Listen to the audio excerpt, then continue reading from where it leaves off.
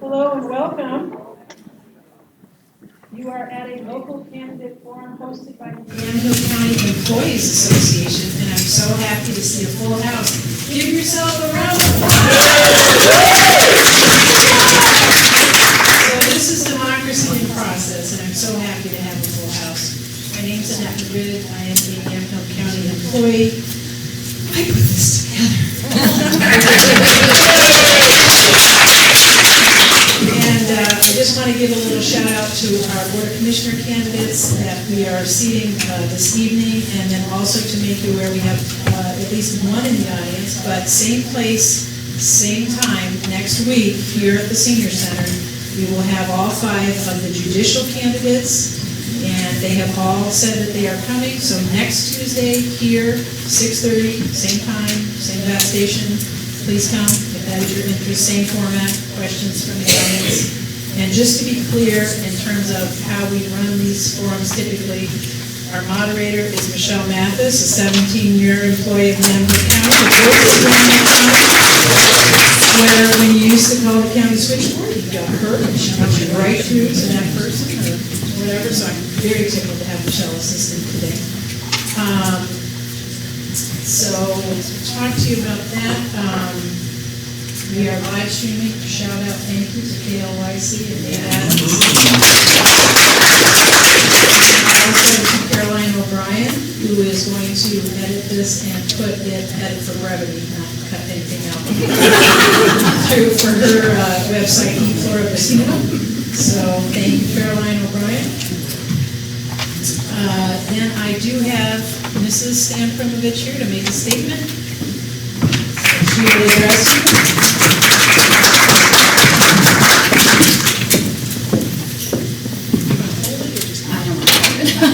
My hands are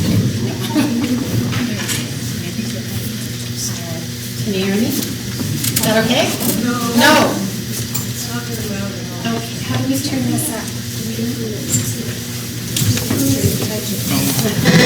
Is that this one? No. Oh, thank you, Dave.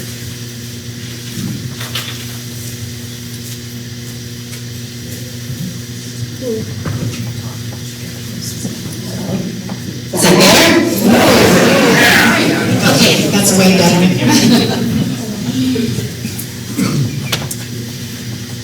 Is someone timing my 2 minutes? I told I have 2 minutes, okay. On Tuesdays and Fridays, the news register is delivered. And like the proverbial moth drawn to the flame, I run to the mailbox and then read the paper from front to back, as many Yamhill County residents do. Sometimes I'm sad, sometimes dumbfounded, sometimes angry, and even occasionally relieved. In my opinion, it is hard to recognize in those pages the stand, privileged Yamhill County Commissioner that I live with. The man who is well-liked, respected by, and connected to those he works directly with, and those he serves, is rarely represented accurately. At this point, you can either dismiss everything I say because I'm just the wife, or you can give me credit for knowing him and about him better than anyone else. So what do I feel is missing in what you should know? Many of the facts of his day-to-day service. 6-day work weeks and 12-hour days. Punctual and reliable attendance and participation in mandatory and discretionary meetings. His focus on bridging the worlds of business and workforce. The years he has dedicated to helping youth advance their skills and education to have successful lives. The trust that he has built with the supervisors and managers of the county programs and departments that he is a liaison to. His efforts to see that all 9 cities in the county are heard from, respected, and served. The diligence he shows in promoting what works and the courage and determination to follow through. County Commissioner is a nonpartisan position, and in respect of that, Stan is not aligned with any political party, ideology, civic organization, or government entity that undermines or prevents him from using good common sense, long-range planning, or being committed to the well-being of Yamhill County as a whole. It has been suggested that it's time to pass the baton. It is one thing to give unearned credit to someone for transparency and integrity they have yet to prove, but a very different thing to give earned credit to someone who has devoted most of his adult life to public service in Yamhill County and has proved himself. Please consider Stan for re-election. Thank you.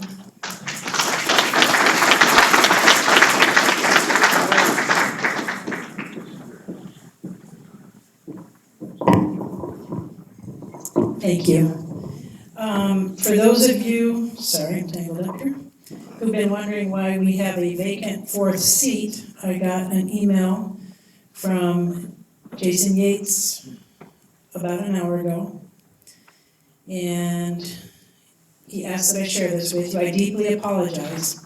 I will not be able to attend tonight's forum. Some family issues have arisen that my family cannot handle on their own. I would ask that you please pass my well wishes on to all those present.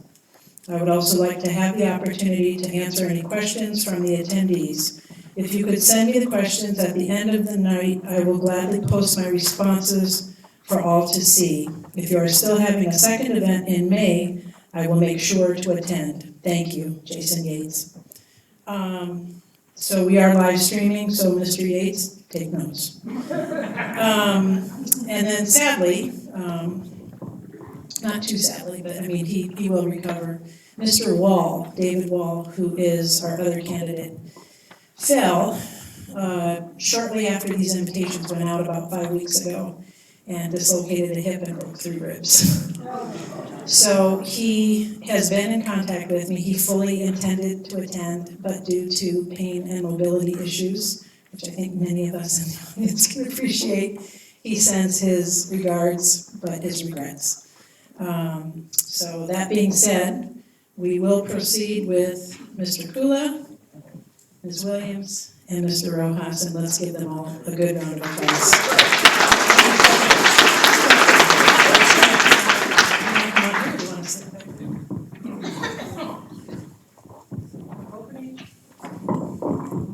Oh, yeah. Sorry. Just to give you all a bit of the format. So we do time these. Opening statements are 2 minutes. They'll each have 2 minutes. I plan to go to about 7:30. We'll get through as many questions as we can, take a 10-minute potty break, reconvene by 7:40, 7:45, go for another half hour, and then closing statements, the same 2 minutes. So we hope you enjoyed the show, and thank you for coming.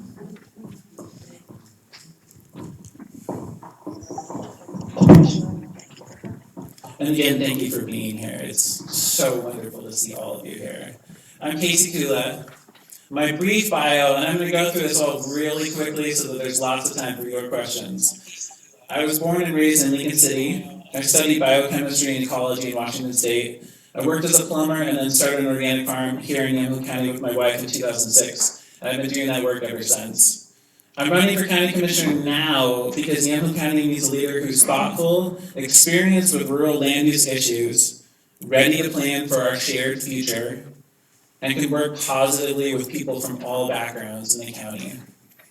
My science and farming experience has taught me how complex every issue really is. As future Yamhill County Commissioner, I'm focused on the process of leadership, on valuing the complexity of challenges, on taking the time to actually see situations from multiple perspectives, including those beyond my own, and I'm working for a creative solution. When our shared future is at stake, it's worth taking the time to carefully analyze the evidence and to think through the possible implications for every party involved. We'll come back to that a lot later. I'll try to pack as much complexity as possible into the 1-minute answers to your questions that we'll have later. So if an issue comes up tonight that you want to hear more about, just contact me. Facebook, email, Instagram. You can even call me on the phone. You can talk to me in person too.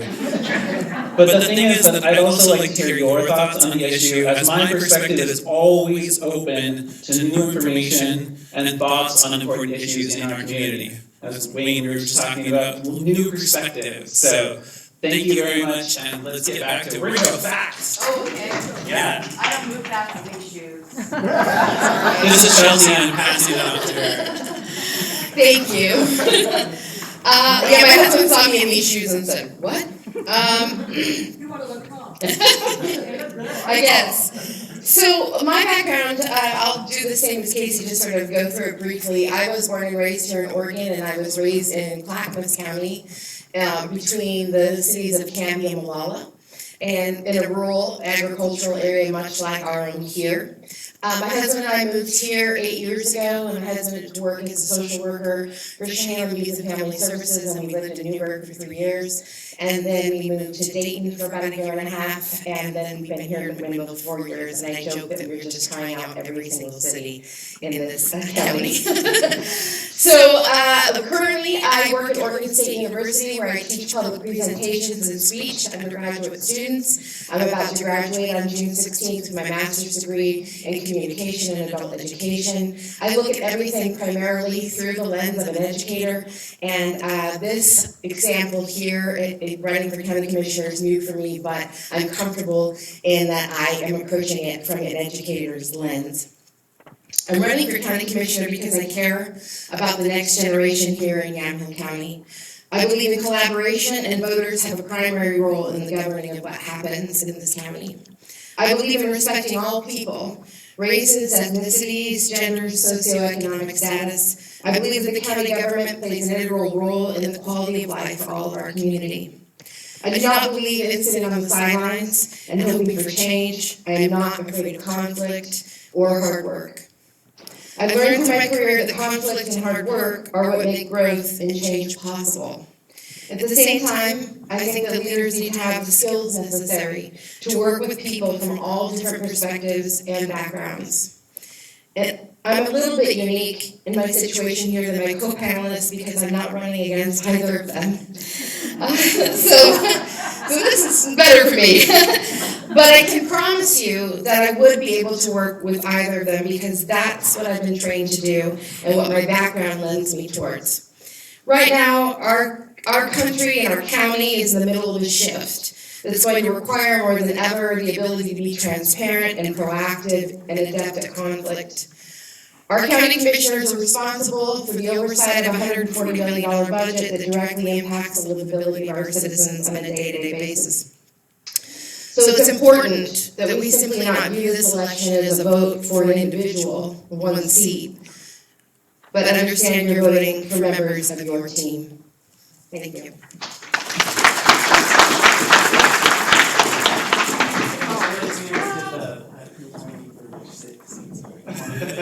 Oh, yeah. So Casey and I hope this doesn't cut into my time.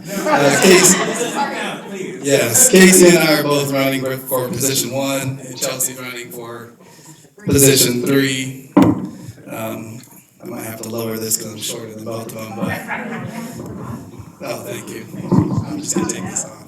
That makes it better. So I'm Josh Rojas, and I've lived here pretty much my whole life. In fact, Stan Promizich was my baseball coach, and so if he ever calls me Cookie, that's not a nickname I want anybody to use.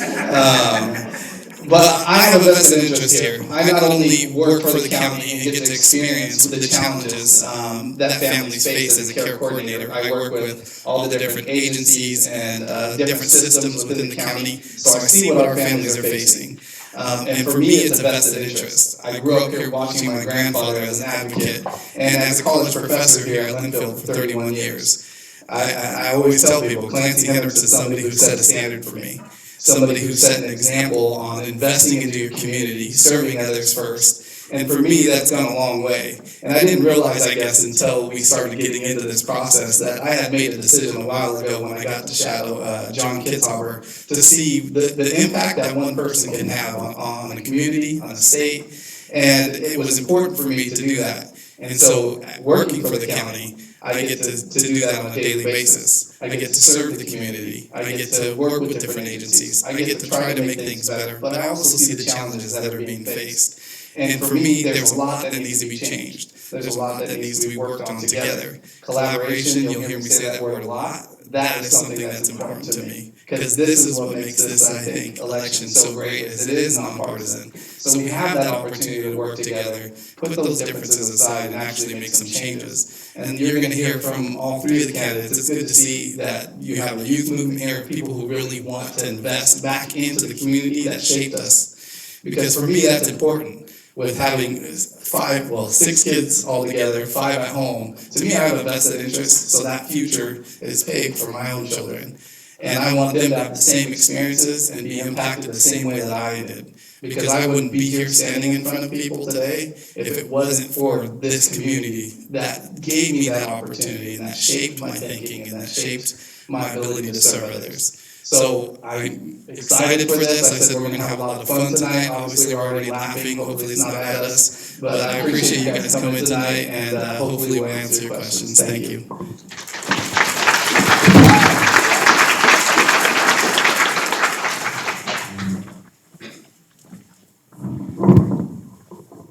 I like this. Some of my spiel I need to explain. Obviously, some of you have submitted questions to Michelle. We're grouping them by topic. We're going to try to get through as many as we can tonight. Obviously, keep filling out questions. I've got lots of cards. You might have to share some pens. I think I had 80. So if you don't have a pen, just tap your neighbor. Got lots more cards. I think that means she wants them all back. No, pretty much. I don't know if we'll get through them all, but I'm going to stop talking. But I just wanted to explain, there was 4, we were going to go like 1, 2, 3, 4, then 1, 3, 2, 1, then 2, 4, 1, 3. So that way, it's going to be mixed up. It's not going to be the same static order. You know, whoever has home field advantage, as it were, doesn't get to listen to the other 2 all the time. So that's the format. But sit, listen, enjoy, meet your neighbors, talk to the candidates. We'll take that break around 7:30 for about 10 minutes. Put them back up here for another 20 minutes or so, closing statements, and I'd like to have probably a 15-minute period between 8:15 and 8:30 when our lease is up and we actually have to be out of the building by 8:30 so that you folks can have some time to process. Thank you again for coming. What do we do with our questions?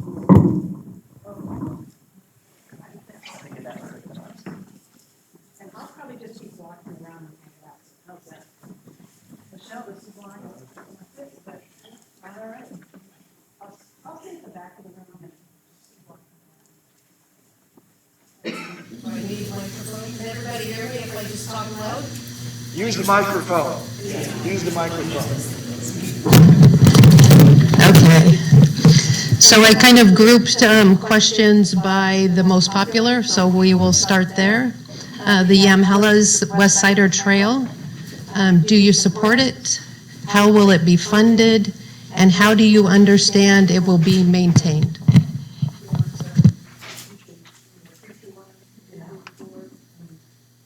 Let's start 1, 2, 3. We could just do 1, 2, 3, 4, 5, 6, 7, 8, 9, 10 and just choose a number.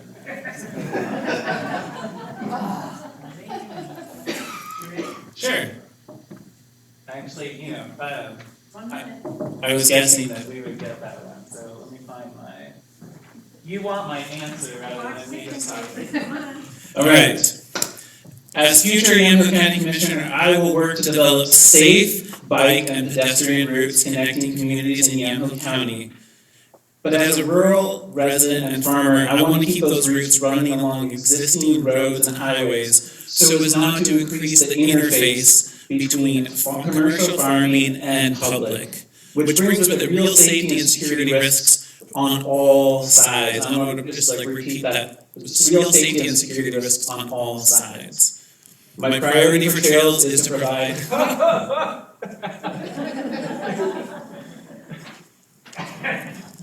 transportation routes for residents, with the understanding that these routes can also be used for recreation as well. Let's begin by connecting Carlton and Yamhill, because that makes sense, that's the project, followed by other towns that also have shared school districts. Lafayette, McMinnville, Newburgh, and Dundee, and towns that share community resources, such as Sheridan and Dundee. All right, yeah, Sheridan and Elmina. Thank you.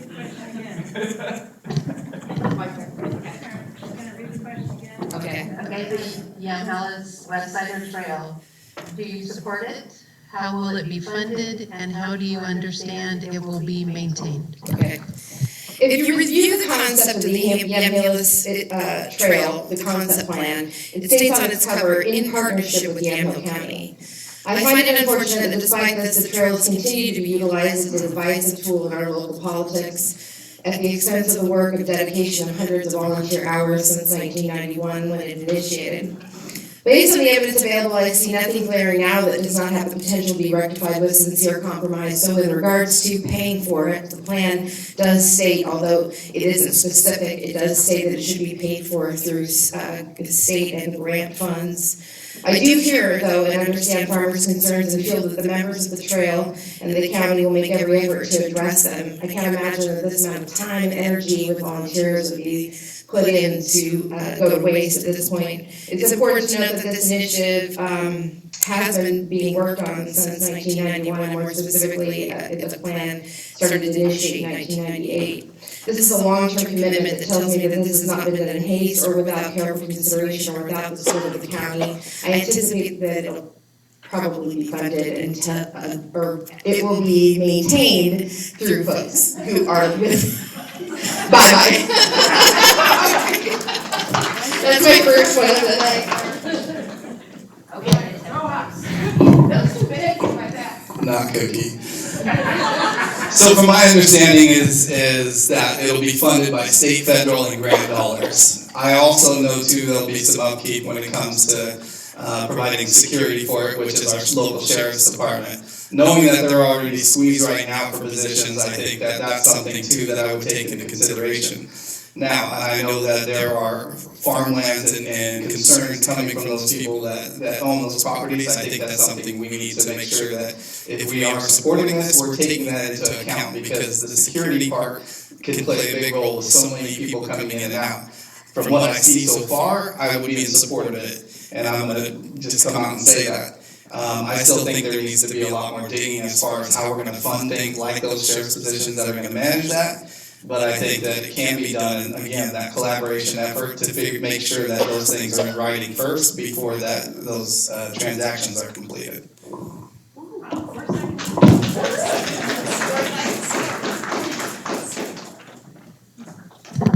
Okay, we'll move on to number 2. We're starting out with the big ticket items here. Riverbend, what is your stand? Chelsea?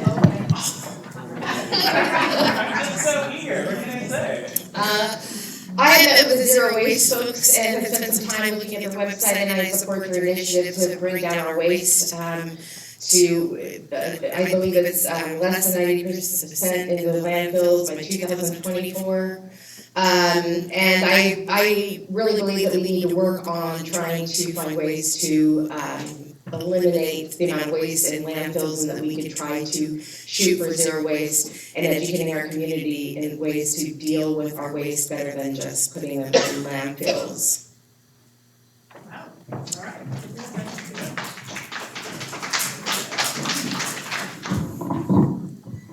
Can I get the mic out first? Tell me to go. Okay. I do believe in reducing the waste. I've had a chance to sit down with zero waste, but the one thing that I've noticed at living in a home is that we start to see change in our recycling and what's being allowed. We know that there's a need there. My concern is also too that what is their plan long term as far as where is that waste going to go, how much it's going to cost. Now, do I believe what that big mountain that started off as a little hill when I was a little kid that I used to enjoy and now I can't see over? Not so much. And knowing that the leaching that's going on into the waterways, those kinds of things are environmental impacts. Definitely don't want to drink the water near there. But I do think that there's going to be a need moving forward here. What is that cost going to be to our local county citizens? How are we going to move forward with that? It's concerning to me that, you know, there isn't a long-term plan. Nothing's being discussed except for contesting this. But I do see the need to kind of move our waste to another location. But I also am concerned the cost to the citizens and some of the things that are happening now just with the recyclables in itself and how they're starting to refuse some of those. Is that a move? Or is that, you know, to control that situation, or is it something that's being done just because that's what's happening?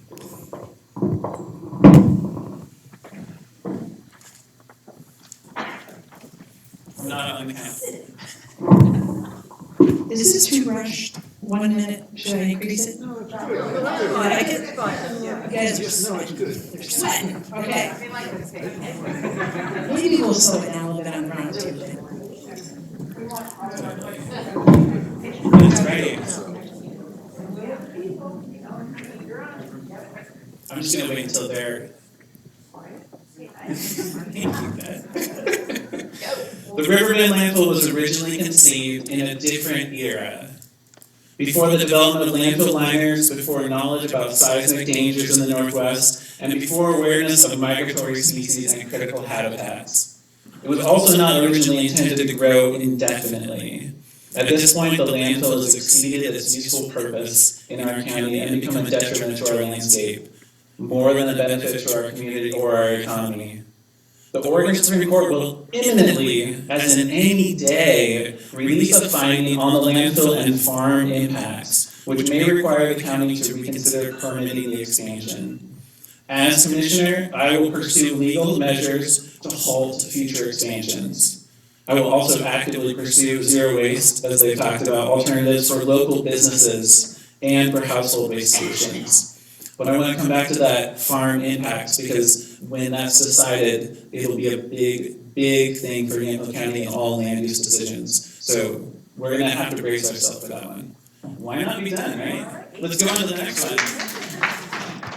So I see the word.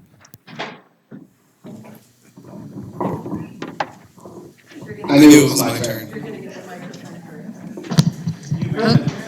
It's not embarrassing. Okay, so next subject, the homeless. What are your plans for a solution? Providing shelter, support for occupational assistance, mental, emotional problems? Can you repeat that again? The homeless issue. What are your plans for a solution? Providing shelter, support for occupational assistance, mental, emotional problems?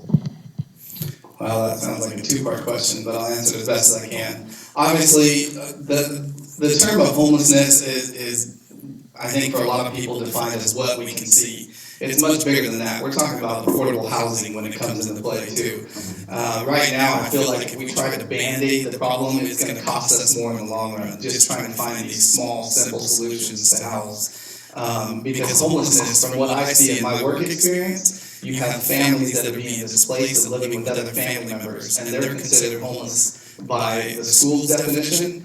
I think that taking a look at the housing piece first, it will kind of stop the bleeding. We have to come up with some kind of solution that's both short-term and long-term. Working with different companies that are looking for employees, along with grants. People, businesses and large corporations that are willing and being able to fundraise to help fund some of these different projects. To try to fix it in the short term is not going to happen. I feel like that's a two-part with the mental health question, and so I'm going to wait to answer that because there's a lot more that'll go into that. But as far as there's a lot of different things that can happen with the housing. We know of there's 100 different properties that are owned by the county that have been foreclosed on or gone into bankruptcy that they own that they've been sitting on for quite some time. And there's an ability to use those properties and use them efficiently. And I think that if we can start using those properties that we've been sitting on for way too long, and instead of trying to figure out what we can build, I think that will benefit all county taxpayers.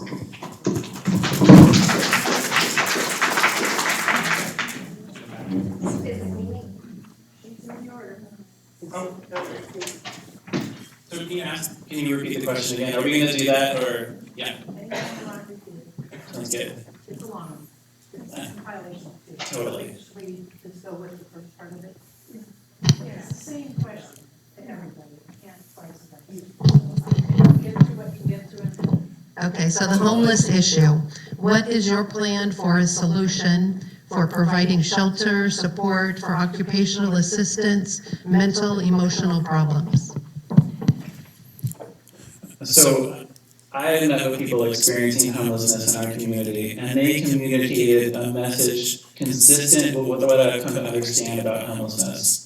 The first step to helping anyone reach stability is to provide intervening levels of security, safety, and support. As Commissioner, I will work to establish inclusive resource centers that will provide safe and secure storage, a safe place to be during the day, and other services needed by people who do not have stable homes.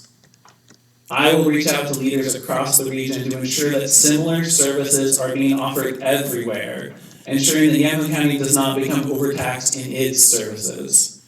Finally, I'll work with housed community residents to maintain the feeling of a safe community for everyone. We're just gonna go on, right? You got 15 seconds. Anything else you want to say? Whoa. When are we going again? When are we gonna go? Yeah. Wait the time for each other. Okay. Yeah, why not, right? Okay. All right, so Jill, tell me a minute. Okay. So this is an issue that's near and dear to my heart because this is something that my husband, who has worked here in this community, directly with homeless for the last 4 years that we've lived here. I think one of the things that Casey mentioned is there's a new, this is a comprehensive issue that isn't just about what you see.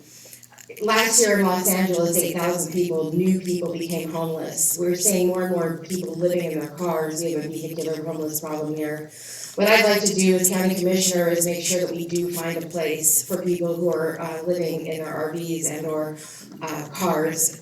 I think that it's important, like Casey mentioned and like Josh mentioned, that we provide services for people so that they can feel safety and security, that they can find ways that they can make sure to get the services they need. And I do want to say that is being done here. Howie Harkema has created a program called the Compass Center, and it has a grand opening coming up next week. You can find that link on my homepage, and we're raising money to create a center here where we can route those services to homeless folks. And I want to encourage, as a commissioner, to work with groups just like that.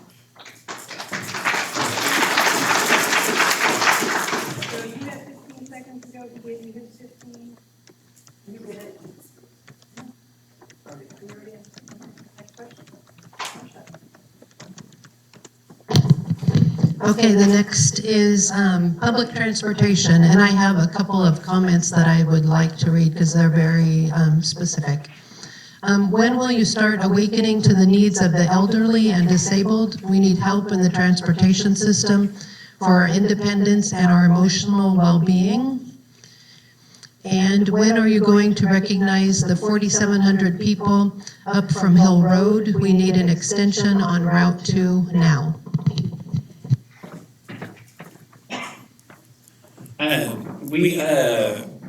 Let's see, I sat down and had a town hall meeting with some folks, and we talked about transit, and I listened to a lot of their concerns. And one thing that I was hearing very consistently was that transit really needs to be happening more thoroughly in cities. Like, for example, in McMinnville, that we need to expand the number of stops and the number of places that the transit is going. Like right now, An example that was given to me was that the bus does not go to YCAP, it stops on Lafayette Avenue. And that seems like a pretty big place where somebody who has limited mobility is not going to be able to get to YCAP from Lafayette Avenue. So I think it's a really important step for us to start addressing, and I know that at the county level there is talk of addressing it right now, but it's definitely an issue that's very important, especially as our population ages. Perfect.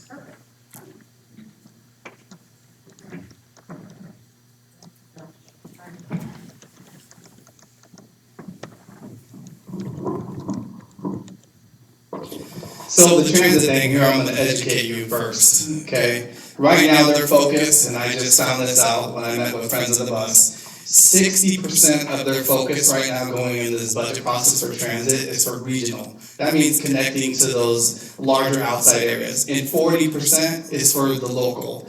And then the rural areas, they want to give you guys a few shuttles and hope that you guys can maintain on that, okay? For me, that's not okay. Our focus should be Yamhill County first. Doesn't matter what part of Yamhill County you live in, whether it's in the bigger areas or in the rural areas. You shouldn't be getting a van when we're spending 60% of our focus and our dollars to connect to Tigard, Forest Grove, Salem, which even they said when I asked about the statistics, I said, how are you crunching those numbers? They did not have the statistics necessary to give us the right information. For me, the focus should always start with Yamhill County first. Not what we can do to connect to the metro area, not how we can bus people in from that metro area.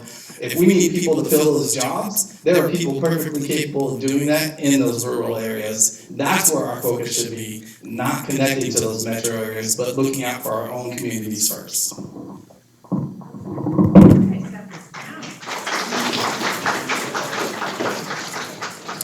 I was on the same meeting, Friends of the Bus. This is the Yamhill County Transit Area Development Plan. It's relatively thick. If you haven't read it, it is good. And I concur with both Casey and Josh in terms of this being an issue. Things like not being able to drop off in front of YCAP or not even being able to drop off here in front of the senior center, which seems to make no sense. And so I agree with the sentiments of making sure that we pay attention to the connections that are here, and it is important as our baby boomers grow a little bit older that they will need services, and we want to make sure we provide them because livability in this community is livability for everyone, including seniors. 20 seconds, you want to donate it? Sure. Next question. I'll donate it for myself. All right. I haven't heard the question yet. Oh, okay.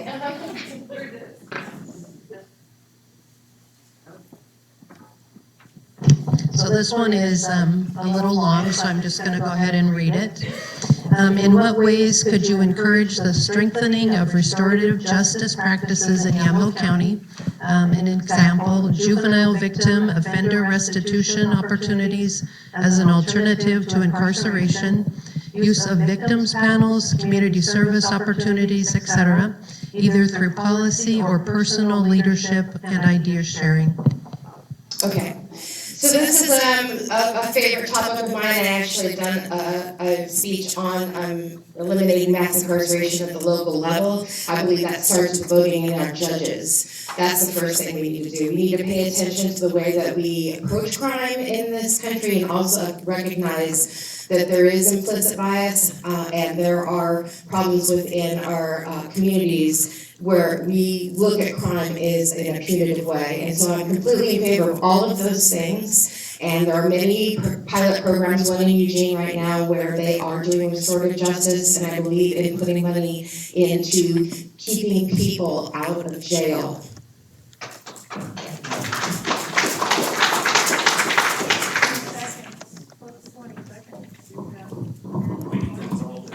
A minute 20? Oh, good, I'm gonna be long-winded. This is also something I do personally. So for my job, I originally started working with the juvenile justice system. And working with care coordinators, kind of taking a different approach of working with kids that are on the verge of going in that direction, the juvenile prison system. And the one thing that we learned through this is that 85% of the kids that were enrolled into our program, so I had 15 kids I was serving at a time, 85% of them had suffered some kind of trauma or had some kind of mental health diagnosis that was never addressed. And so what we found through this program is that by the end of it, 90% of the kids had graduated. I have 2 that have now gone on to college and able to see kind of a different approach.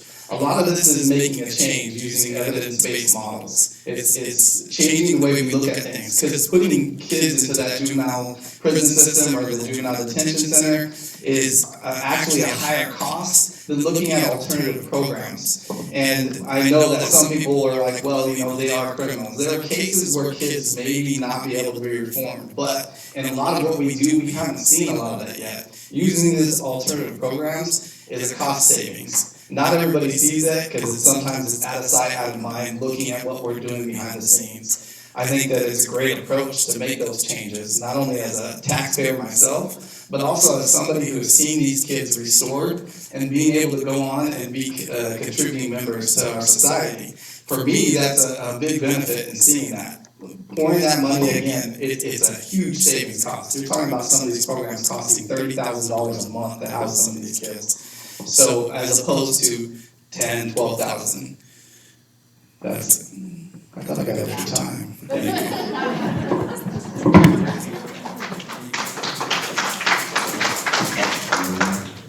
I actually agree fully with these 2 folks here. I talked with folks at the Family Place Relief Nursery, and it's amazing the statistics that are shown about getting kids and parents early on and keeping them, providing them respite, providing them a place so that child abuse doesn't happen at the very beginning. Because we have intergenerational transitions where it's generation after generation that's stuck in a cycle of poverty and violence. I work on the side, doing legal research for a man who does 9th Circuit Court of Appeals work. And all of his clients, just down to a person, experienced trauma when they were young. And they experience trauma again throughout young adulthood. They've never had a chance to vote. They are literally just in prison from the very beginning of their lives. And I think we need to start very, very young. But we also need to acknowledge that everybody comes out of prison. And Jody in the back will understand this, is that everybody comes out and we need to embrace them when they're out. We need to register them to vote. We need to find them housing. So I'm with these folks, and there's a lot of things that we can do. Okay. Thank you.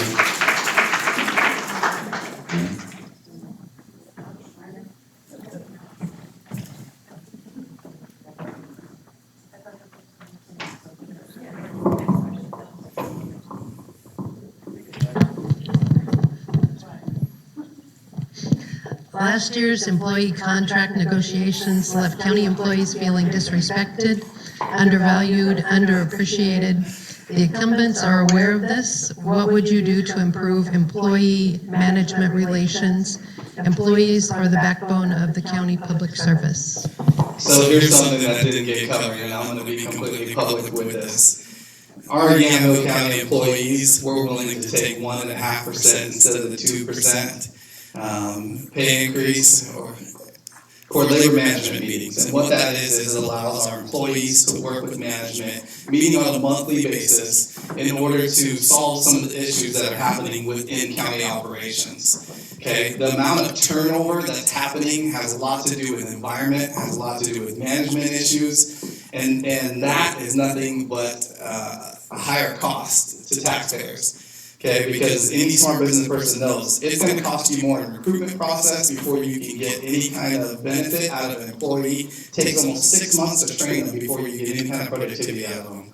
Labor management meetings would have solved a lot of those issues. It had nothing to do with the money issue. It had more to do with the respect and being able to work together to be more productive. Take some of that responsibility off because there's more efficient ways of running the county than just the management's abuse, because those people that are feet to the ground, they know some of the things that we can do to improve those. And that's all I get.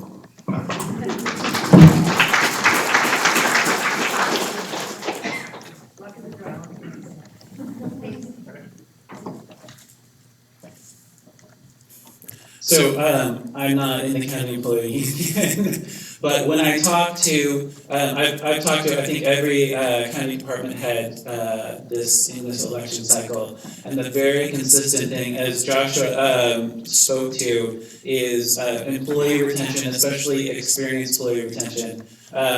These department heads, they want to be able to retain their really valuable employees. Sheriff's deputies were one that's really stood out. Sheriff's like, we need to get our pay back up so that it's equivalent to other counties. And I really appreciated that. Also, I want to make sure that public employees continue to be very strong. I'm very concerned about what happens with TANF, which is the Supreme Court decision that we may see soon. I think that paying a fair share is really important in county and public employee unions. So I'm with the county employee union, especially with encouraging retention.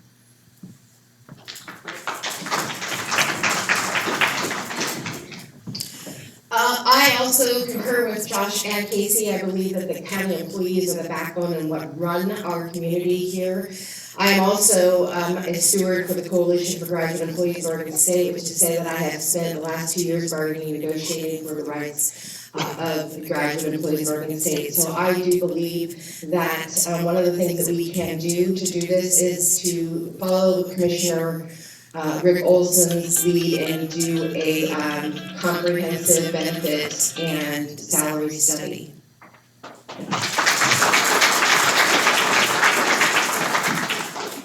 15 seconds. Want to pay it forward?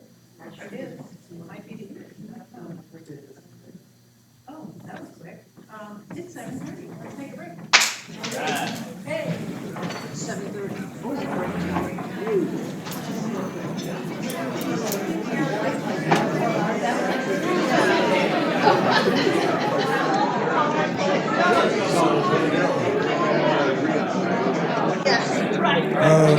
So they're going to take a break, and so we'll have some commercials, we'll have a song, and then we're going to return back to coverage here at the county employees. Candidates Fair. We wanted to remind you that next week, a week from tonight, the various candidates for the Yamhill County Circuit Court Judge will be here. And again, as you heard in this last question, obviously, this is a crowd that is with a lot of county employees here, and so some of the questions are targeted in that way.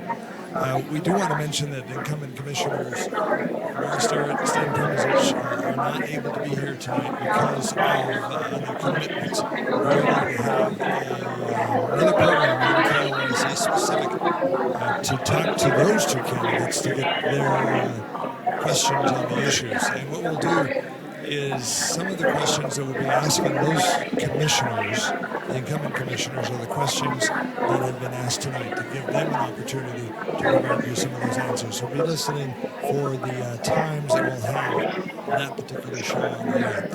The show that you're hearing tonight will be available on podcast. You can listen to it later if you want to hear how the candidates answer the questions. You'll also be able to watch it by going on to our Facebook page, KLYC Radio on Facebook, on our website, klyc.us. Covering the events in the area and using streaming video to do it as well as radio. So this is AM 1260 KLYC. We call it Street Level Radio, more to come.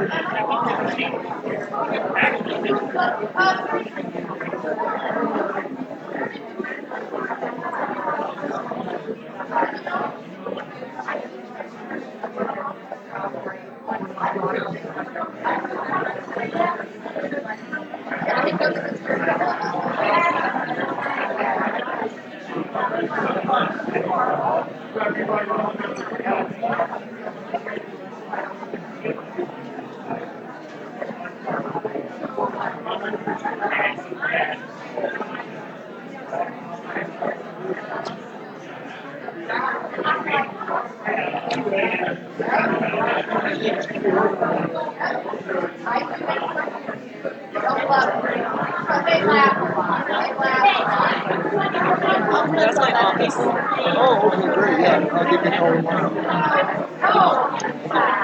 So we'll be here next week doing the same thing.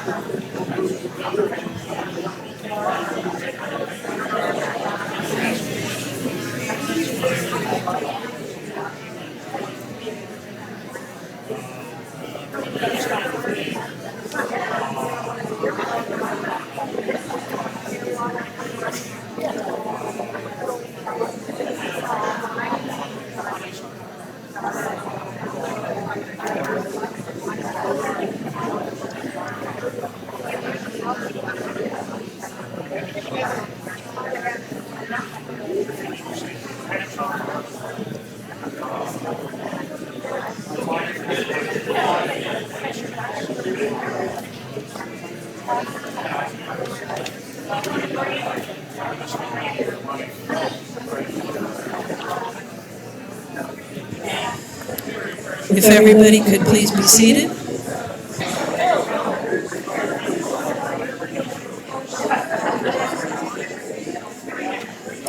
Candidates, I need you.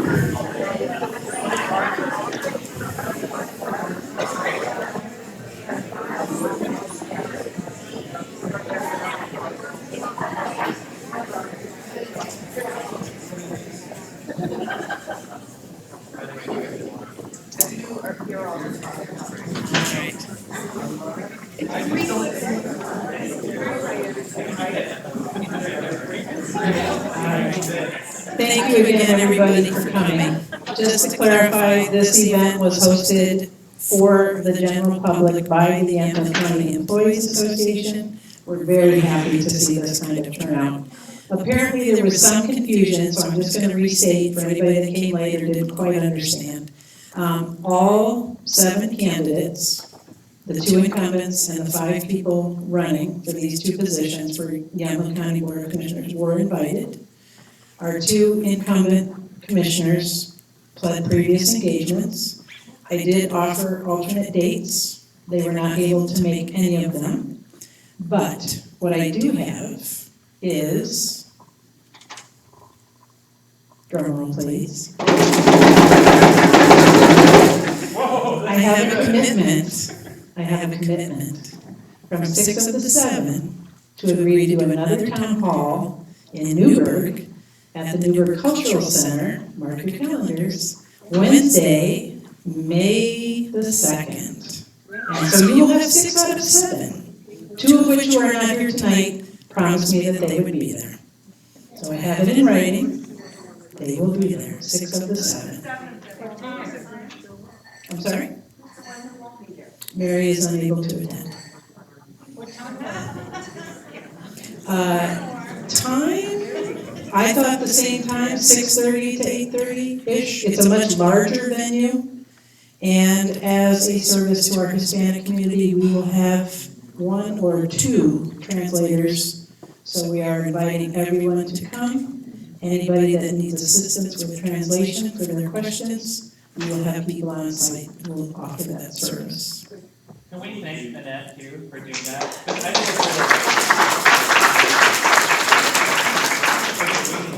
Here's that is in Newark, the Cultural Center, the Yamhill Cultural Center, which is right behind the library. If you've never been, it's a gorgeous facility. They just had the Camilla Festival there. It was fantastic. And then here's the bad news. Even these folks don't know this. Our union is not going to pay for a 3rd forum because they're paying for the one next week that's here for the judges. So if they're coming, if I have 5 people come, it's going to be $30 each. If I have 7 people come, it's going to be about $22.50. So I'm going to ask for that donation from each of the candidates to hold that forum in Newburgh because I think that these are good for democracy. So I would appreciate your support. Hopefully the news outlets will get that date out there, and I appreciate the folks who worked with me very diligently at the Newburgh Cultural Center to make that happen. So with no further ado, we're supposed to be out of here by 8:30. Why don't we go for another 25 minutes of questions and then closing statements. We'll say about 3 minutes each. So I'll stop you at about 8:20 and give you each 3-ish minutes to do your closing statements. We have some questions there, Michelle. Do we need more? Did we get more? How much longer are you going? Half hour, 25 minutes? I think we can do it. Okay. And if anybody feels so moved, please feel free to continue. I have one comment if I could. Sure. Yeah, it's not like apparently she has something in her pocket. I had a couple people come up to me and say, boy, I wish that we could just vote for all 3 of you. And I really appreciated that sentiment. And one thing I would like to point out is that every group or gathering that I attend, somebody asks me, when are we going to have 5 commissioners? And I was approached about spearheading a charter review committee, which is what is necessary to go from 3 commissioners to 5 commissioners. We would do, and money, but somebody said that they would give me money for that too. But, and support, but they needed a person with more energy, and I'm known for that. But I just wanted to point out that we can make that happen. But what we really need is we need to have representation around the county. There's a question on that topic. Go sit down. I'm sorry. All right, now we have 28 minutes to get through. See, this is how we run meetings, and my board, they were just like, well, who says we're having a forum? I said, well, sit down, it's on the agenda, and hey, guess what, we're having 2. But again, I just want to thank everyone for coming. We will have all 5, I am confirmed, all 5 of the judges' candidates will be here a week from today, here at the McMinnville Senior Center at 6:30, same format, same questions, different people. So, I meant different panel. You guys are all welcome to come. Thanks again, and we'll get started.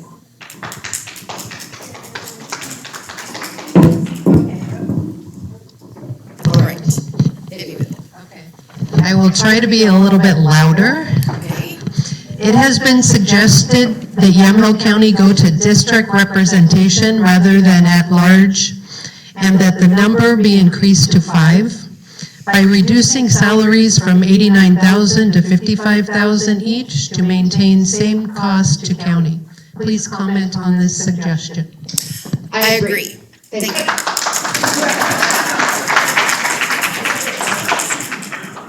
You can have the rest of my Well, he's already just 45. I feel like you showed him the question ahead of time. My first question would be, would those 5 be able to make the same decisions that the 3 are? Because first we got to make sure that they're getting along. But for the most part, I think cutting it down. Do I think that there's too much money paid out? Yes, definitely I do. Knowing the numbers, $89,000, is that including benefits? Because I'm pretty sure that it's a lot higher than that. Yeah, we're not going to go that route again. But I'm all for a larger panel. If it represents more of the county and more of the county's interests, then yes, I would definitely be in support of that.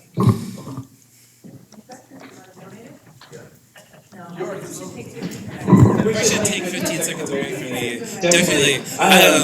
We could do this, but we actually needed to do it together. And what I'll try to do in my very short amount of time is explain what you all need to do and what we need to do to make that happen, which is we need to have 4,000 signatures on a piece of paper that we bring to the county clerk. The county clerk will then trigger a charter review committee. The tricky thing is that the charter review committee is composed mostly of appointees of the commissioners. So we need to get a couple of commissioners.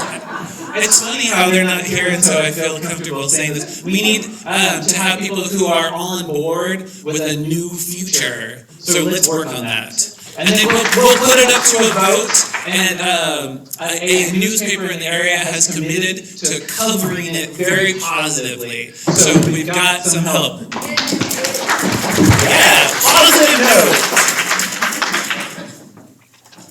Okay, so Josh, you are up.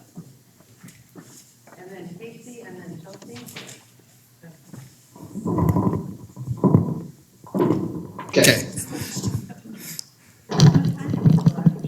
What are some of the issues facing our county in the next few years? Wow. I feel like we've already been answering some of those, but we know one is the affordable housing issue. And let me tell you why that's going to be probably the biggest, because it is layered. We think of affordable housing, it impacts a lot of different things. It affects our ability to have any kind of economic development by recruiting companies to come in, because if we don't have that housing, they're unwilling to come if we don't have the space to meet their employment needs. The other piece is it affects schools. You're seeing a lot more families being displaced, and especially in the rural areas where you see kids that are jumping from school to school, and it's impacting those rural areas. You have classrooms that were built for 15 to 20 kids now housing up to 30 kids, which my wife is one of them. She teaches in Amity. They're up to almost 30 kids in their second grade class. Then there's the housing piece. If we don't start working on that and setting some limits, policy, some changes there, you're going to see that those employees that are usually doing some of those service industry jobs, those that are taking some of the lower paying jobs, they're going to have to move away because they need to be able to support a family. And if they can't do that in this area,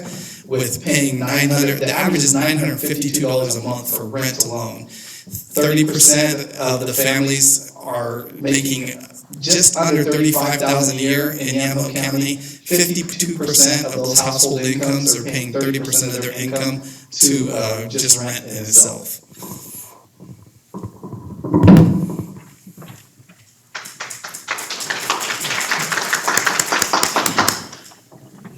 I like this handy and holiness, so thank you, Josh.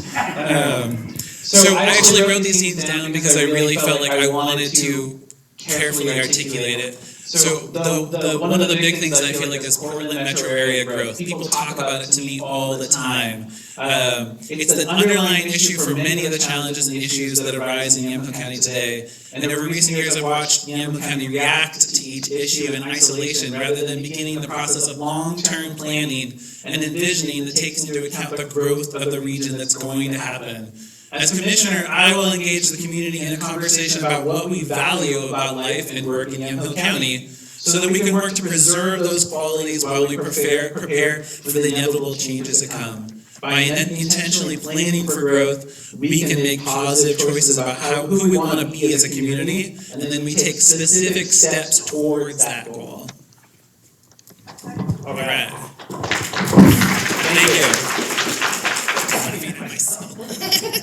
Why not? Okay, so this is something that's really near and dear to my heart because in December, my husband and I received a 60-day no-cause eviction for, well, it was a no-cause, asked us to leave because they decided they were going to revamp the home and turn it into an Airbnb rental. I want everyone to understand that recently MIT did a research study about Airbnb and vacation rentals, and what they found was that where they were prevalent, the rental rates went up for everyone. And we currently have something called SB 1051 that comes into effect in July 1st, which is the accessory dwelling units here.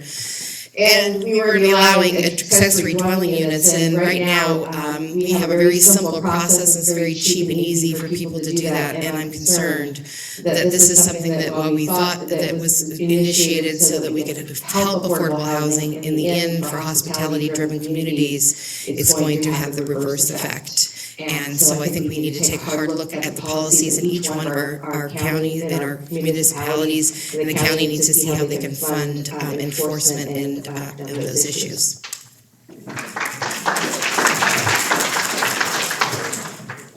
Casey, Chelsea, and then John.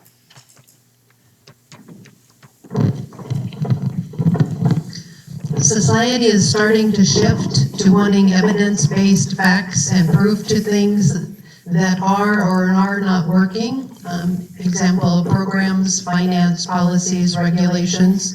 What, in your opinion, are some things you feel are working and what is not, and how should we change? With evidence-based, or you may not know. With decision-making with evidence, what's working and what isn't working. Okay, that sounds good. Ready to go? All right. So I grew up as an environmental scientist. I have a master's degree in environmental science. But before that, I got a bachelor's degree in biochemistry.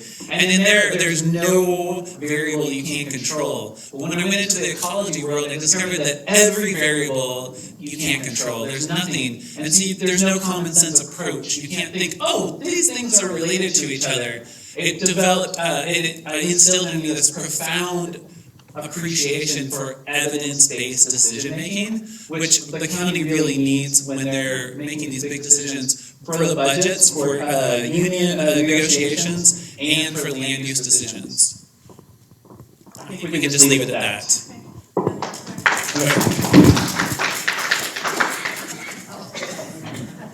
I need the question repeated because I wasn't sure what the core of the question really was. Society is starting to shift to wanting evidence-based facts and proof of things that are or are not working, such as programs, finance, policies, regulations. What, in your opinion, are some things you believe are working and what is not, and how should we change? Okay, so I concur with Casey that in terms of the issues around science and evidence-based, and science is that I have a lot of students who are all science students, agriculture students, and microbiology students, and chemistry students, and I do understand working with those professors. The culture within academics around seeking evidence-based. I think that it is important that when we adopt any initiative, whether it be economic or policies around landfill or climate change, that we do need to take a look at the most current evidence-based research. There's a lot of people out here in this world doing really great things, and I have a cousin who works at the University of Bern, and she's doing some great research, and I know lots of great researchers, and I think that they are out there providing us that data so we can make those decisions.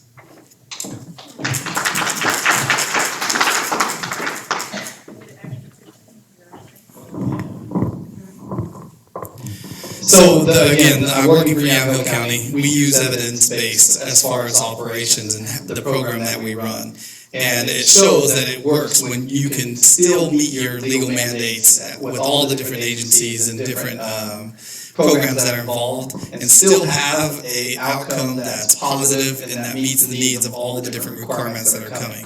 Where I see that evidence base not being used in our county is in the budgetary process. There's no way that you could tell me that not shooting at future goals, not having some kind of plan, 5-10-year plan and looking ahead, that's not evidence-based. If you're aiming at nothing, then you're continuing to just go wherever the wind takes you. That's not, in today's society or in business world, we cannot do that. We're using tax dollars to try to make the biggest impact we can in our county. That's evidence-based. That's something that we need to be focusing on. Having some kind of plan where not only we understand what's going on, but the citizens and the community members, they can look at it, understand where we're going, and get behind some of those decisions that are being made. Because of not enough information is being shared, how are you supposed to make an informed decision that has some kind of evidence-based model?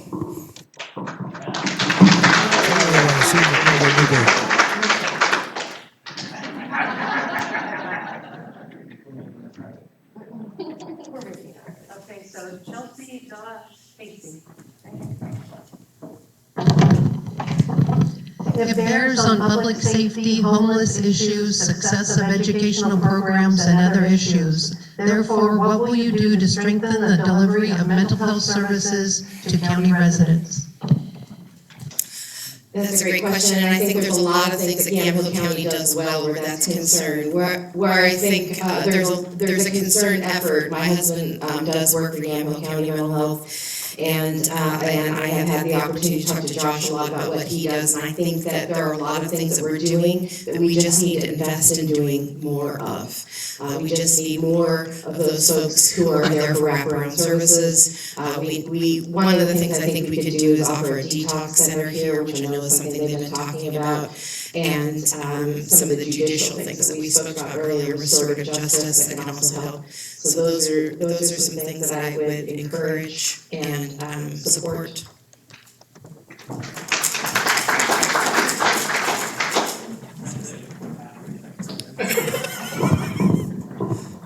I'm not quite the expert. But there was an assessment done for the overall health of Yamhill County in 2017. And it talked about the things that need to be developed in our county. We have a very strong overall health. I think the overall health, comparatively to other counties, we're ranked 9th in the state of Oregon. But the one thing that we're lagging in is a lot more preventative programs, focusing more of our money on the younger ages and reaching out to the rural areas. That's where we're lacking in services. If you look at, let's say Sheridan, for instance, 30% of the juvenile referrals are coming from Sheridan alone, which shows that there needs to be a change in focus. But the assessment that was done by a group in Portland. They said preventative programs, looking at things that are addressing the opioid crisis that's happening, that's costing us more long-term. I met somebody whose son had basically flatlined 3 times because they didn't get a $3,000 shot that we had 3 of. And he ended up surviving, but it cost taxpayers an insurance cost over $500,000 instead.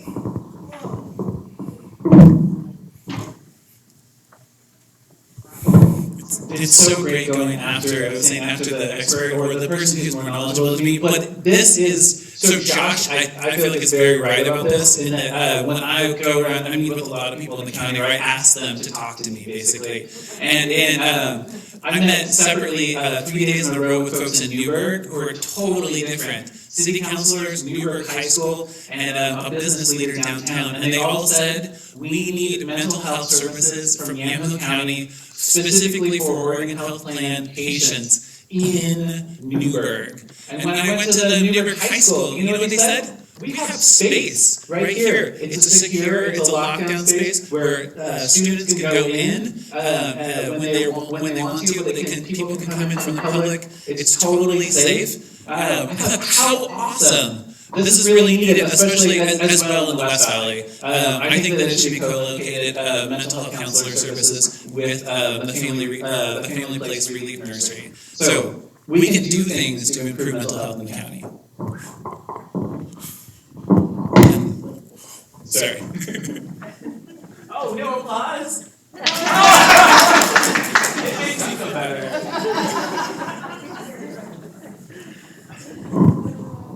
Interrupt here. We're so high tech now. I had a question come in online. So we're going to throw that in the mix, and it has to do with PERS. And I just want to back up a little bit. Speaking of Newburgh, and when I invited all of you, Newburgh, May 2nd, we're going to see you. Cultural Center, 6 out of 7 is not bad. Yeah.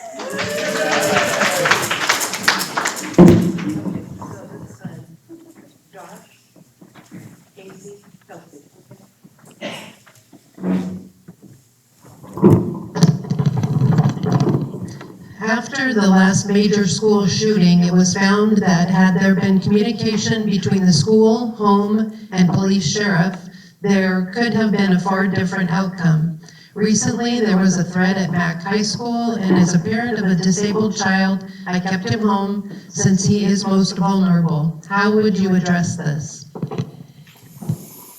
Wow, that's a difficult one to cover. I feel like I should be able to answer this quickly, but I do know that in the state of Oregon they finished a survey that came out, and it was over 2,000 students across the state of Oregon, and the number one issue that came up, which was interesting to me, their number one issue was access to mental health services, which means that in order to prevent some of these things from happening, it does need to be addressed.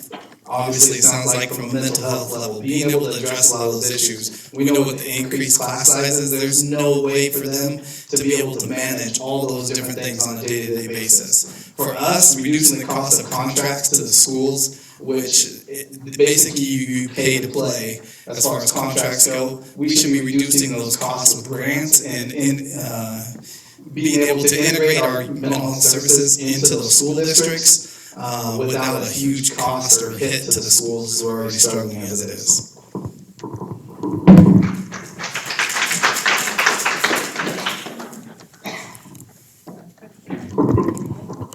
it's, I'm thinking of it kind of in a general school safety way in the greater community, like schools in the context, so if that's, I'll just address it as that. All right.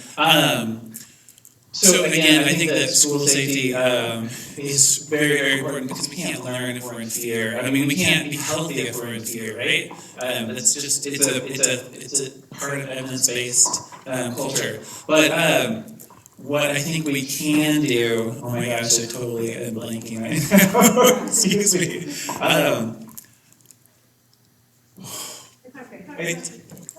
It's totally gone. I'm so sorry. Okay, so I'm trying to think of how to say this gently. I spoke with a person in the Yamhill County government, like an employee, and he said that the one thing that he wishes we could start doing is addressing school safety as a public health issue. Similar to, because we know how to deal with public health issues, right? If there's a disease that comes into our community, we gotta address it, right? We see, okay, how do we stop it from spreading? Do we need to get people vaccinated? And I really appreciated that approach to it, to think about it as a public health issue, which we know how to deal with public health issues. As long as we can figure out how to get a vaccine for school safety, right? But it's an interesting way to think about it, and he encouraged me to pass on to you.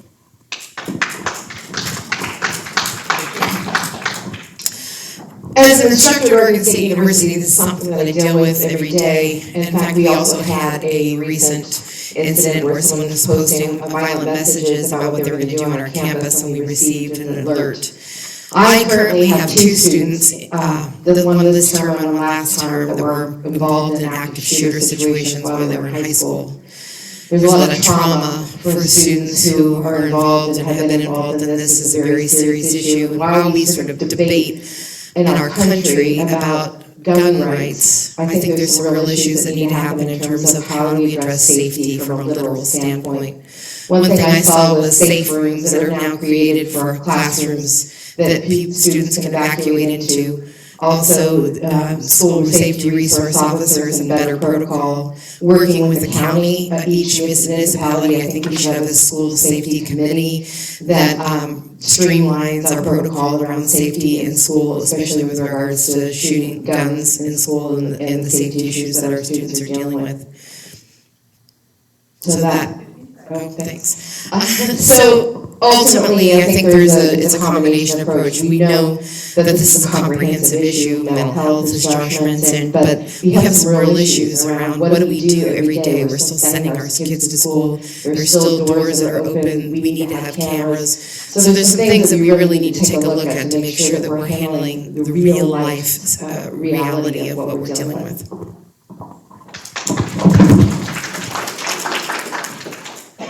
Okay, so Casey, Chelsea, Josh.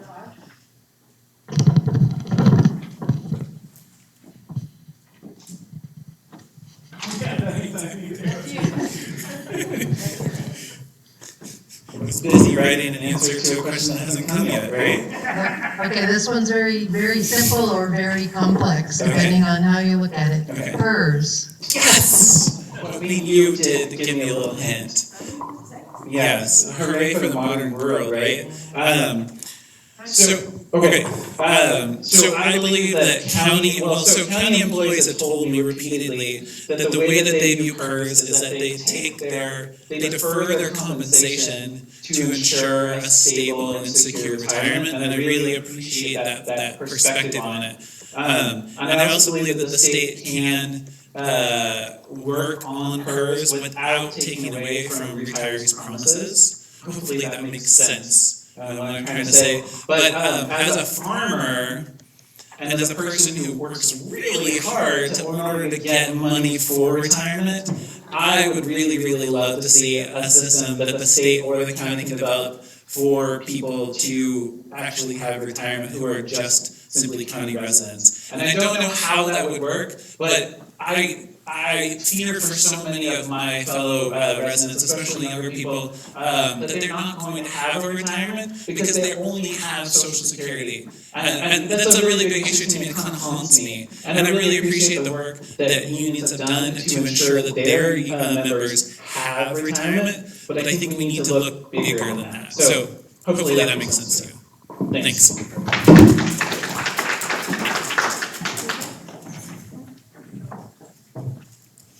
Okay, I recently heard an NPR interview with the governor of New York, who also was faced with some of the similar issues that we have regarding to their retirement system. And I think that hers is a complicated problem, and I think it's going to need to be addressed without a doubt.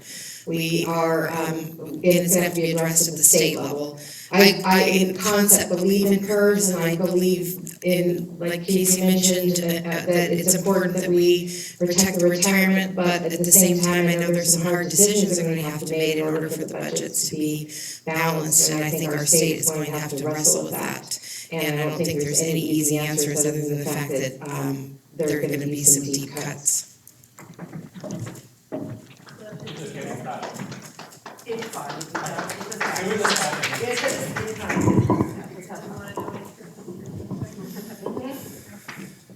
So PERS, we know, is a state level issue since they seem to make all the decisions for us at times. But we know that right now Yamhill County is safe from incurring any of those impactful costs, because we know at the end of the 2014-15 fiscal year, they put aside $4.5 million, which will cover about 10 years of PERS costs for our employees. But it is a long-term issue, because they're saying this could drag out to 20 years. Now, we know that when they did the comparative study costs or pay scale for employees in other areas such as Tillamook, our employees were making somewhere around 20 to 30% less than people in the same position that they were. I think that a lot of employees, and this has been discussed, about taking a little bit of increase in pay and letting them invest their own funds. But for right now, I think for the next 15, 20 years, we still have to pay back into PERS. So that longevity issue needs to be addressed. Yes, again, it's setting a plan, looking forward. Is PERS the best way for us to invest for our members? I don't know yet until we have a chance to take a look at the long-term budget. But I think for right now, Yamhill County is safe because they have put that money aside, which is something that I commend the commissioners for doing well, as they did look out for us, because a lot of school districts and a lot of other public employees are taking hard hits and having to cut positions, and which we have not had to do yet because of that PERS deficit.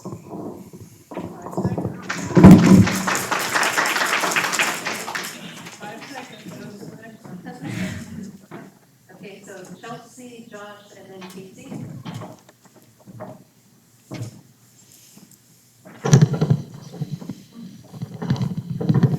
Recently, an article in the News Register stated that the director of the road department was offering to pay half of the salary for the position of an invasive weed specialist. Do you think this is a wise choice of a position to be filled, or should the department have hired more employees to fill the positions of already short-staffed road crew department? Well, I'm going to admit that I'm not the expert at this. But you are, Casey. And so I'm going to be honest about that. I don't know. I don't have enough information about that particular position. And I do know that invasive species actually is a significant problem, because I spend a good chunk of my time listening to speeches of my ag students, and so I do understand that it is an issue. In terms of the depth of the issue here and what we're fighting, I'm going to look for Casey to give me an answer on. And Josh. Actually, this is an employee issue, so. Not necessarily.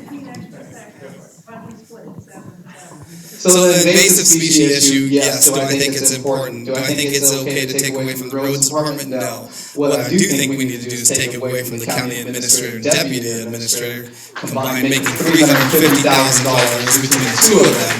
I'm sure we could pull out some funds there to fund the position there for that piece. Because let me tell you, your county roads, if you've driven the back roads between Carlton to Newark, and the reason they're not being done is because you have 13 roads workers covering 61 miles of road per employee. 5-6 years ago, that was 45 employees. Your road work isn't getting done because that's being cut down.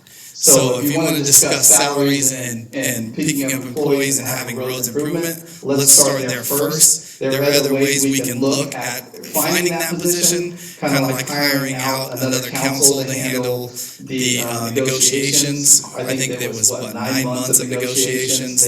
Even though we had county council on hand that was already paid $85,000 a year, we paid $60,000 for that 9 months to hire a council person to come in and handle labor negotiations. To me, that's money being wasted. That could be funding positions like that. If we can take a look at that internal spending and those kinds of costs, I'm pretty sure we can find the money to fund that position and also hire more roads department workers so you're not hitting those potholes and dealing with the issues that you are because they're undermanned. And again, 61 miles of road per person, you do the math and you'll know why some of those roads aren't always being maintained.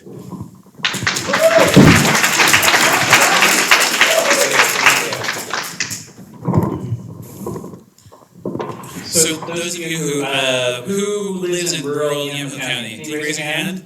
Yeah. So you know how I feel. I know how you feel. And the Yamhill County roads are like our lifeblood, right? I drive my produce into McMinnville and produce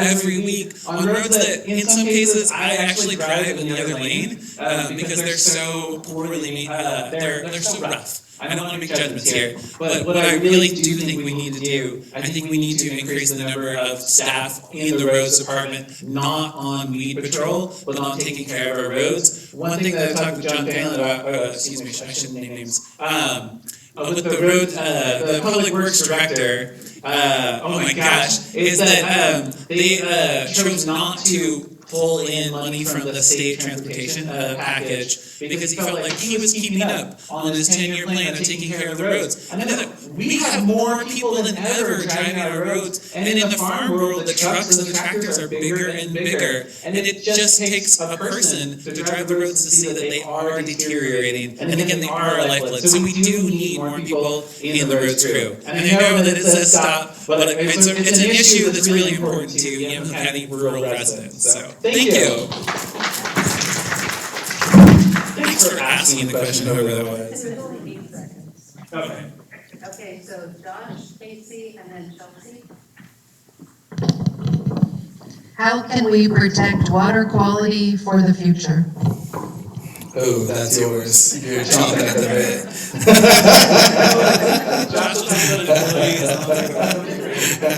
I'm just going to concede and say that this is an area that I haven't done a lot of work in, but I know that we're pretty lucky as far as in the McMinnville area to have the water and light company we do, and to be able to have the great drinking water that we do. I still think there needs to be improvements. I know that Carlton is doing a phenomenal job out in their area as far as managing the resources they have. There is always going to be room for improvement. Again, this comes back to the landfill issue.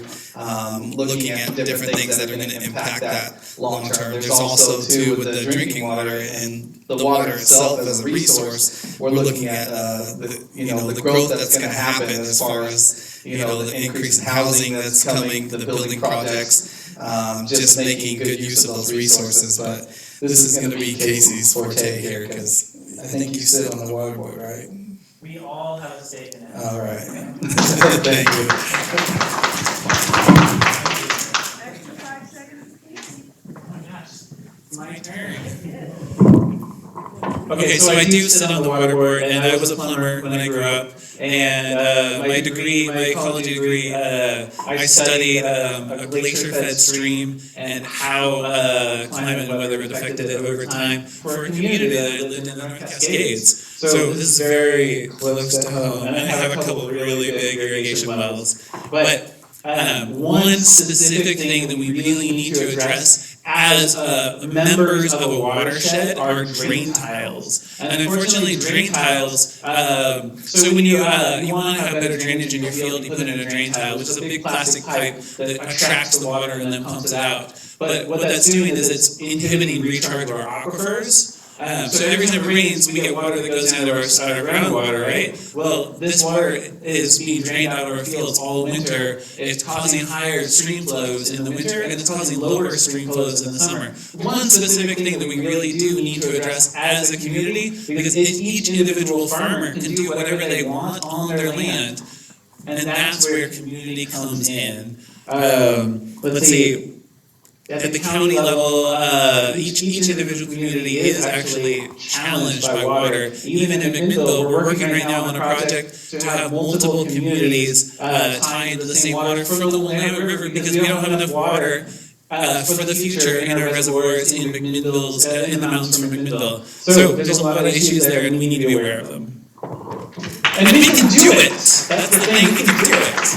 Okay, thanks. You went 20 seconds of your time. That's all right. I'll take it, Yeah. The meetings will be later. Right. So I also concede that I don't have a lot of information. I do know that I work with a lot of folks at Oregon State University who are involved in one of the only water mediation programs in the world. And water is an important resource, and I've spoken with them and know that we have a lot of water here, but like Casey said, it's really about how we're utilizing it. And I would, as a person who doesn't know a lot about this in the county commissioner role, I would really implore, I'm a person who believes in reaching out to those that do know and getting that information. I think a strength of a commissioner is to acknowledge what you don't know so that you can go out and find out who does know about it and get that information and make those decisions. And my role as a county commissioner would to do that and then to provide that data to you in a way that was understandable.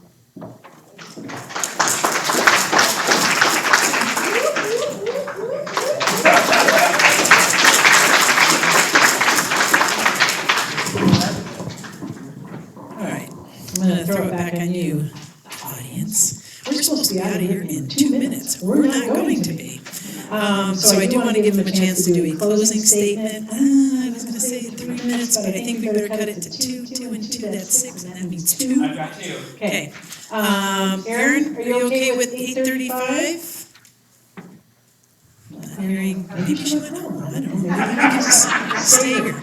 But again, this was so much fun. Thank you all so much for coming. And if you want to do it again, come next Tuesday, listen to the judicial candidates here at the McMinnville Senior Center, 6:30, same format. Submit those questions. You can submit them online. Love to hear from you. Thank you for coming. And let's get these closing statements underway. Thank you. You know what? I started out, actually, right? Sure. I do have something I wrote down because I wanted to make sure that I clarified. So, again, thank you for coming out tonight. It's really, I'm amazed that you all, so many of you have stuck around until the very end. But it's really wonderful to have your applause, especially we get dragged down. So, I want to close by expressing my gratitude for the experiences I've had as a candidate so far. I love this. I've been connecting with people all over the county every day, and I've come away with renewed appreciation for the thoughtful efforts of countless individuals who are working to make our community a wonderful place to live and to work. And I'm looking at you, Wayne. Sorry to put you on the spot. I'm also grateful to the people who have stepped forward and engaged actively in my campaign through dialogue via social media or attendance at the town hall events I've had. I appreciate the process of learning more from the diverse people who live here, and I've grown in my understanding of indeed how complex these issues are, which is why I want to again encourage people to contact me with follow-up questions, since 1 minute's not very far. As future county commissioner, I look forward to bringing that same feeling of positive engagement into all aspects of county leadership. I'll continue to foster a high level of communication between the Board of Commissioners and Yamhill County residents. Many of the challenges we face affect us differently, but I genuinely believe that if we take the time to sort through the complexity, we can find creative solutions together.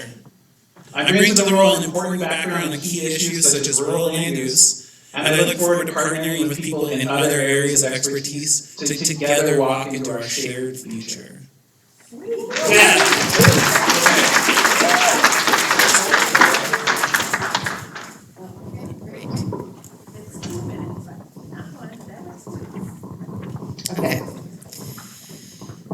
just want to reiterate a little bit of where I started with in the beginning. I just want to remind you all that it's important that we simply not view this election as a vote for one individual, but understand that you're voting for members of your team.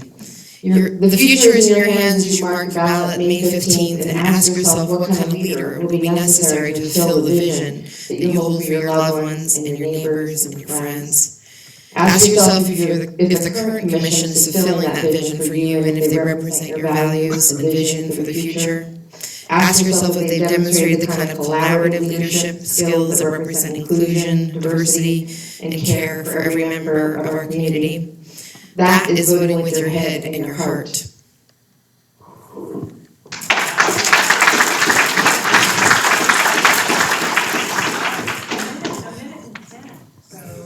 I didn't write down a long speech, so I have to tell you that it's, for me, this is just an amazing opportunity to be up here, for you guys to get a chance to hear my perspective. But I can tell you that to me it means a lot more than just winning a position.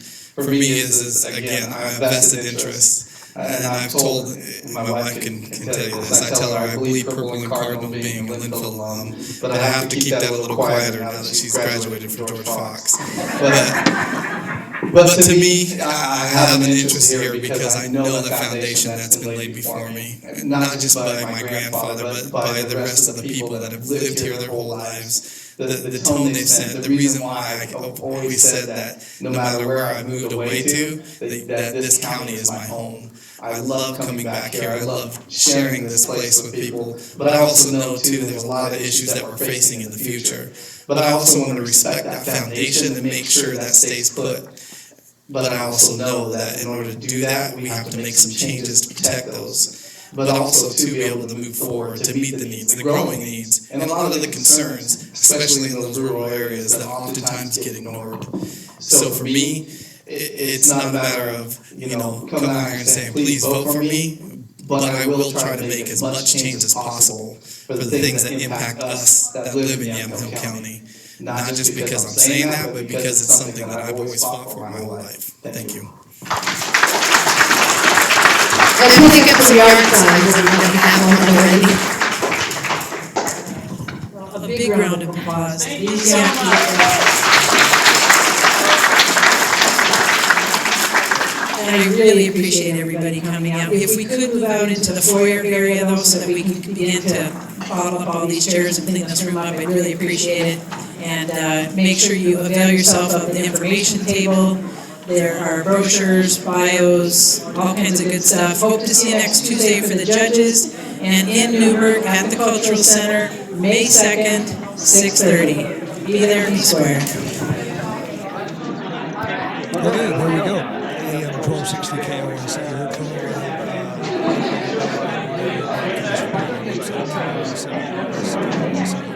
we'll be here next Tuesday, so we'll hear from the judges, candidates, and see them as well. And then we'll definitely see if we can get the second.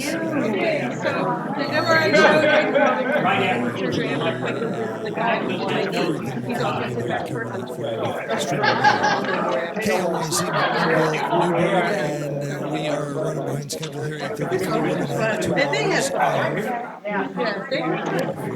get for one radio wise. We're going to it's 8:34. I'm really grateful.